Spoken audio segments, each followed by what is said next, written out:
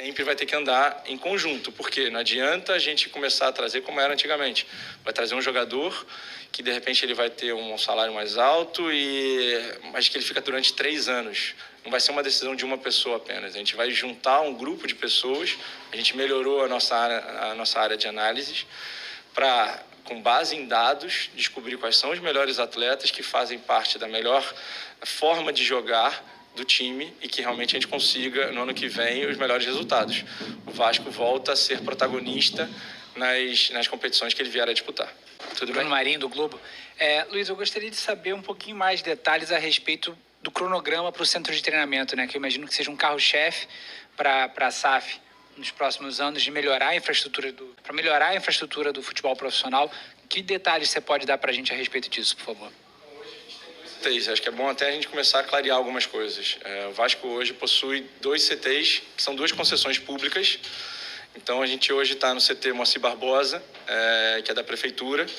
Existe uma transição entre você sair da Prefeitura para a associação e da associação para a SAF, que isso está acontecendo. Então, hoje, a gente está nesse processo junto à Prefeitura para que a gente consiga fazer essas obras. A gente tem algum cronograma interno de melhorias. O campo, por exemplo, é o nosso local de trabalho. Então, vocês estão olhando o campo, os 2 campos hoje estão em obras, começaram ontem, e a ideia é que nos próximos 45 dias, realmente, ele seja verticalizado, você vai ter toda uma melhora para que em janeiro, quando a gente tiver o regresso dos jogadores no dia a dia, o campo realmente seja o melhor local para eles treinarem, realmente disputarem as competições. No caso de Caxias, é uma outra concessão pública, no caso é uma concessão federal. A gente está num trâmite para que faça essa transferência da associação para a SAF, e a partir do momento que realmente a gente tem a segurança jurídica de fazer os investimentos necessários, a gente consiga investir, porque a gente entende que investimento no futebol não é só trazer jogadores, é investimento na estrutura, do bem-estar do atleta. Por exemplo, o meu papel durante esse período foi o quê? Certificar que nas últimas rodadas, é lógico, em todas as rodadas, os atletas tivessem o melhor tipo de material humano possível e realmente a estrutura que os permitisse subir, que era o nosso objetivo geral. Então, por essa razão, a gente ficou os últimos 4 dias em Itu, dentro de um resort, para que eles tivessem realmente a cabeça no local, treinassem e conseguissem entregar o objetivo, que era realmente a subida. Olá, Luiz Melo. Boa tarde. Joel Silva do Lance. Queria que você falasse um pouco sobre a questão do investimento, né? Muito se fala sobre aporte, também se fala sobre investimento, né? A reportagem do Lance apurou recentemente que entraria, no caso, um próximo aporte no ano que vem de 120 milhões, com a possibilidade de antecipação da receita de 2024 na casa de 270 milhões. Então, podendo chegar a 390 milhões de aporte já para o ano que vem. E com isso também um investimento, que é diferente de aporte, de até 1,9 bilhões até 2026, algo em torno disso. Queria que você explicasse um pouco essa matemática, porque o torcedor entende que é muito dinheiro, de fato, e quer, né, e cobra um time forte já a partir do ano que vem. Queria que você falasse, eu sei que não é muito da sua área em relação ao futebol, mas explicar pelo menos, já que você será o maestro, como é que o Paulo Brax vai montar esse time, né, a partir dos anos, né, explicando o cronograma a partir dos anos dessa montagem de elenco. Obrigado. Vamos dar um passo atrás aqui para explicar um pouco de como é que foi a negociação, né? Acho que até para a gente botar os números em contexto.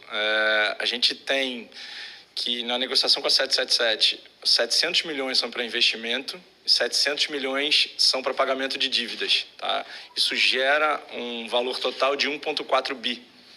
E esse foi o número que a gente usou. Com base nos 700 milhões de investimento, a gente tem que realmente fazer os aportes necessários para que o Vasco consiga não voltar ao seu protagonismo, mas ao mesmo tempo também ter a estrutura necessária para desenvolver os seus talentos, porque uma grande parte que o Vasco entende e até no final fez bastante diferença foram os crias, né? Foi a nossa divisão de base. Eu não vou entrar muito no mérito dos números, de quanto é que vai entrar de aporte agora, o quanto vai entrar depois. A gente tem, e aí foi falado na época, os 700 milhões que vão ser nos próximos 3 anos de investimento. É uma discussão de quando é que a gente vai precisar, quando é que a gente precisa fazer capital call, não precisa. eu vou deixar isso um pouco de lado, porque eu acho que o importante para o torcedor a gente hoje tem investimento, digamos que a gente sempre usou um pote só, e a gente sempre falava, a gente só tem um caixa único que paga todas as dívidas e paga todas o operacional do Vasco. Hoje em dia a gente tem 2 potes, digamos assim, um pote a gente vai pagar as dívidas e outro pote a gente vai investir. Não necessariamente eu vou pegar o dinheiro do investimento para pagar a dívida. Isso facilita o nosso trabalho, isso facilita a busca de novos atletas. Eu tenho certeza que o fato da gente hoje estar com salário em dia, premiação em dia, toda a estrutura e o potencial que o Vasco possui, porque afinal de contas o Vasco tem o seu potencial extremamente reconhecido por todas. O Vasco teve mais de quase 8 jogos em TV aberta. O Vasco levou em São Januário mais de 430 mil pessoas em jogos em casa. Então todo mundo sabe do potencial do Vasco. O que a gente quer é que realmente esse potencial se realize. E a melhor forma de fazer isso é através de investimentos, realmente trazer a torcida para dentro, explicar o que a gente está fazendo, mostrar que é um crescimento sustentável, é um crescimento ao longo do tempo.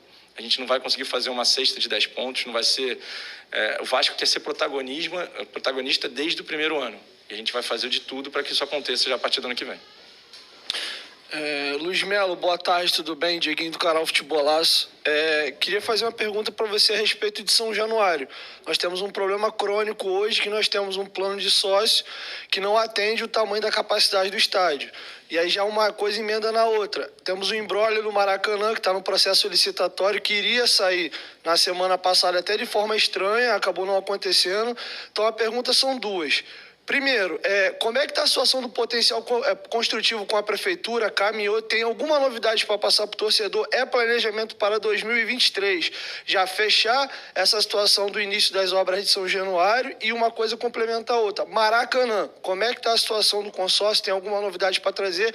E o porquê da parceria junto à Legends e à W Torres? Se puder também explicar o porquê dessas 2 empresas virem no board? Obrigado. Vamos lá. São Januário, a 777, o Vasco entende que a gente tem hoje 2 casas. Maracanã é a casa do Vasco e São Januário é a casa do Vasco. Historicamente, o Vasco conquistou vários títulos em Maracanã, então a gente tem que estar dentro do Maracanã, assim como a gente tem que tomar conta de São Januário. Então, respondendo a sua primeira pergunta, potencial construtivo de São Januário é algo, um processo, é político, demanda uma série de etapas. A gente está seguindo realmente com todas elas da melhor forma possível para que a gente consiga, assim, fazer a reformulação que o São Januário merece utilizando dinheiro privado. Tá? Então, essa é a nossa expectativa. É um processo que pode ser durante 2023 e que ele vai ser complementar ao Maracanã. Por que a gente trouxe, por que a gente entendeu ser necessária a vinda da W Torre e da Legends? A W Torre hoje possui a Allianz Arena, que é uma das arenas mais rentáveis do Brasil.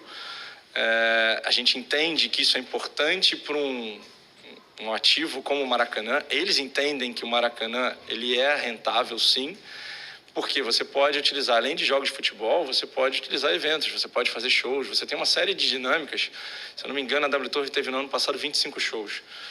Então é algo que a gente pode utilizar. Isso vai ser bom para o estado do Rio de Janeiro.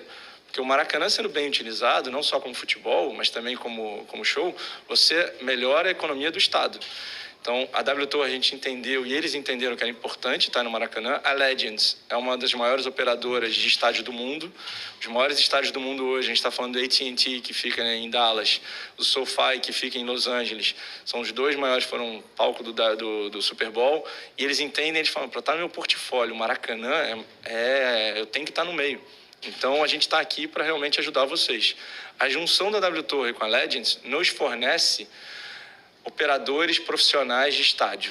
O que a gente está trazendo com a SAF? Profissionalismo. A gente está trazendo pessoas certas para o lugar certo. Se eu tenho um estádio, eu tenho um ativo como o Maracanã, eu tenho que trazer os melhores operadores para isso. A gente entendeu que a junção Legends, W Torre e Vasco da Gama potencializa a utilização do Maracanã, sabendo que São Januário continua sendo a casa do Vasco, sabendo que o Maracanã é a casa do Vasco, e a gente tem sim interesse não só em fazer a concessão, como até aplicar para essa concessão precária.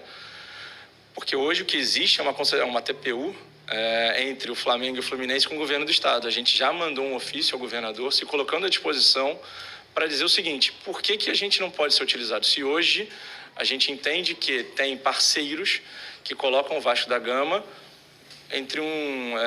como um grande prestador de serviço. E a gente entende que não só o Vasco, como a W Torre, como a Legends, pode sim já atuar nessa concessão precária.